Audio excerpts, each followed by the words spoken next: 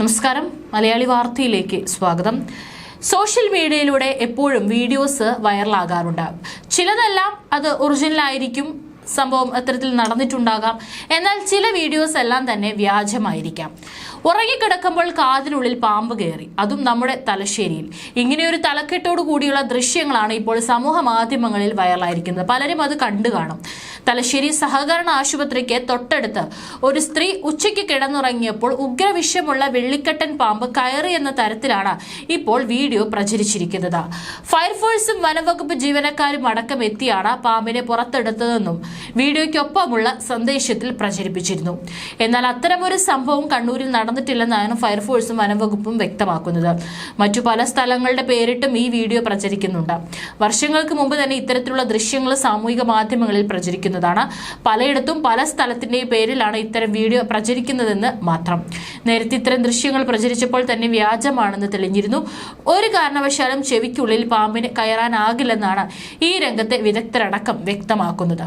ഇത്തരത്തിൽ വ്യാജ വീഡിയോകൾ പുറത്തുവരുന്നതിൽ സമഗ്രമായ അന്വേഷണം നടത്തണമെന്നും ഇവർ ആവശ്യപ്പെടുന്നുണ്ട്.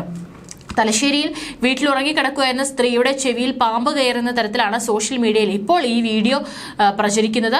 കഴിഞ്ഞ 2 ദിവസമായാണ് വാട്സപ്പ് ഗ്രൂപ്പുകളിൽ വീഡിയോ വ്യാപകമായി പ്രചരിക്കുന്നത്. സ്ഥലവും തീയതിയും വീട്ടുപേരും അടക്കമുള്ള കുറിപ്പും ദൃശ്യങ്ങൾക്കൊപ്പമുണ്ട്. ഒപ്പം വനവകുപ്പിന്റെയും ഫയർഫോഴ്സിന്റെയും എന്ന തരത്തിലുള്ള നിർദ്ദേശങ്ങളും ചേർത്തിട്ടുണ്ട്.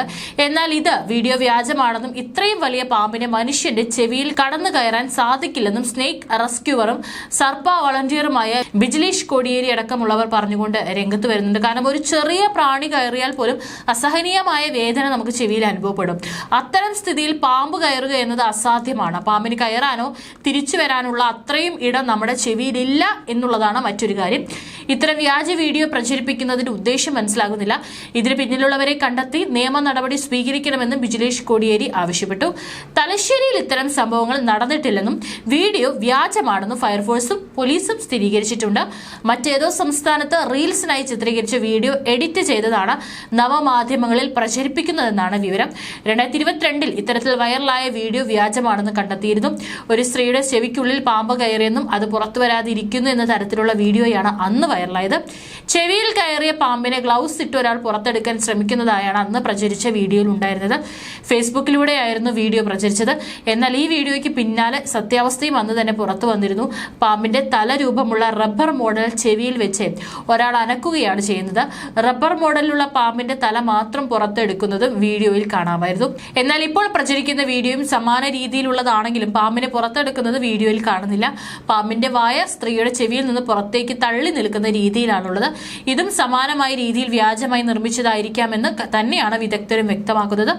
ഒരു മനുഷ്യന്റെ ഇയർ കനാലിന് ഏകദേശം 2.5 സെന്റിമീറ്റർ മാത്രമാണ് നീളമുള്ളത്. അതിനാൽ തന്നെ നീളമുള്ള പാമ്പിന് ഉൾക്കൊള്ളാവുന്ന നീളം ചെവിക്കില്ല. അതുപോലെ ഇത്രയും വലിയ ജീവി ചെവിക്കുള്ളിൽ പൂർണ്ണമായും കയറിയ ശേഷവും ഒന്നും സംഭവിക്കാത്ത പോലെ ഒരാൾക്ക് നിൽക്കാനാകില്ലെന്നും കണ്ണൂരിലെ സ്നേക്ക് റെസ്ക്യൂവർ ബിജിലേഷ് പറഞ്ഞു. ചെവിയിൽ ചെറിയ പ്രാണി കയറിയാൽ പോലും അസഹ്യമായ വേദന ഉണ്ടാകും. തലശ്ശേരിയിൽ സ്ത്രീയുടെ ചെവിയിൽ പാമ്പ് കയറിയെന്ന സാമൂഹിക മാധ്യമങ്ങളിലൂടെയുള്ള പ്രചരണം വ്യാജമാണെന്നും നിയമ നടപടി സ്വീകരിക്കണമെന്നും ബിജിലേഷ് പറഞ്ഞു.